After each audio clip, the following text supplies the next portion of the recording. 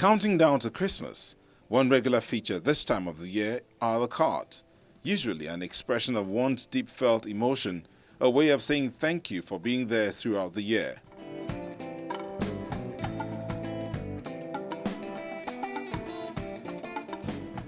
It's an old-time tradition, and artists like Biodun Omolayo are spicing things up by exposing young artists to a card-making session so they can learn the art and put a smile on someone's face during this festive season.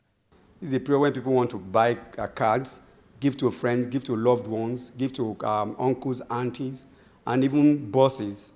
So we decided that, okay, this is the right time to even hold this exhibition so that people can come around and see them and even collect them. They are collector's items, so to say. It's not just buying, you collect them. Because if you buy any of these cards, when you put it down in your room, it becomes a decorative material as well. Even after Christmas, if you stand this card in your apartment, it looks so beautiful as you have seen them around there. They come in different sizes.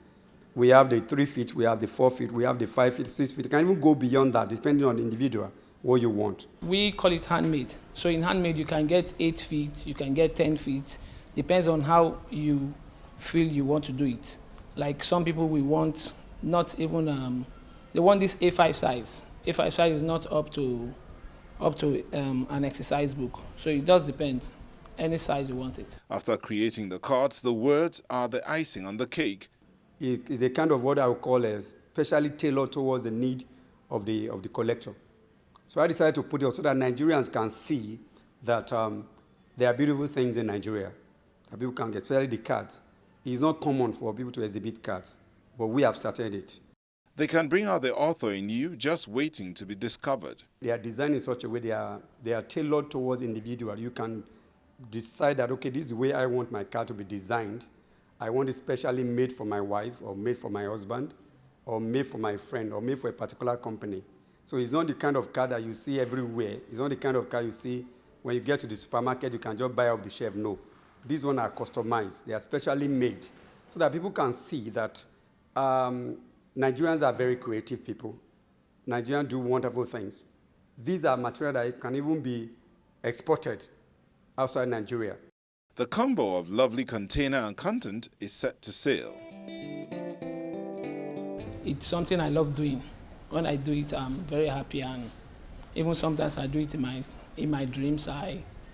It's just something I love doing. This gallery has been involved in all sorts of ventures, and they always try to invent something that tallies with the current scenario, more like thinking out of the box.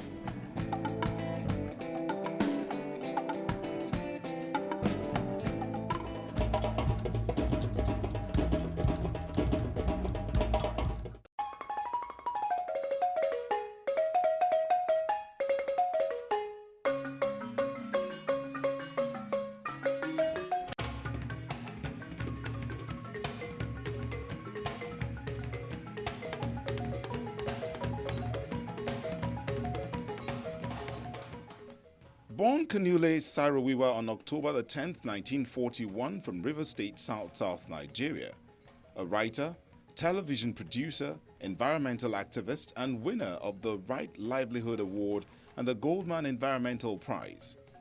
He had his early education at the Government College Umuahia and on completion obtained a scholarship to study English at the University of Ibadan. He briefly became a teaching assistant at the University of Lagos.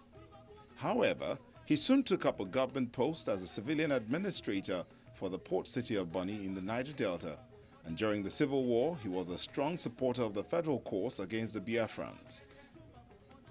His best-known novel, Soza Boy, tells the story of a naive village boy recruited to the army during the Nigerian Civil War of 1967 to 1970, and talks about the political corruption and patronage in Nigeria's military regime of the time. Sarawiwa's War Diaries on a Darkling Plain talks about his experience during the war. He was also a successful businessman and television producer. His satirical television series, Bassi and Company, was widely popular with an estimated audience of 30 million. At the peak of his non-violent campaign for the Ogoni people, his life was cut short by the military government. He, along with 8 others, were executed on November the 10th, 1995. Next week on Art House. What is Chidi Kubri's point of view?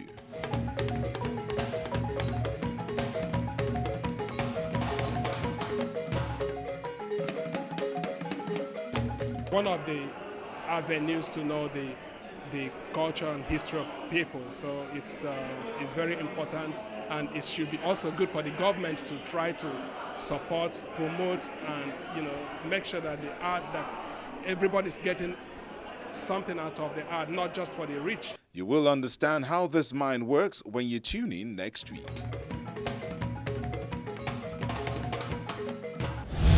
You can enjoy Art House on any of these platforms.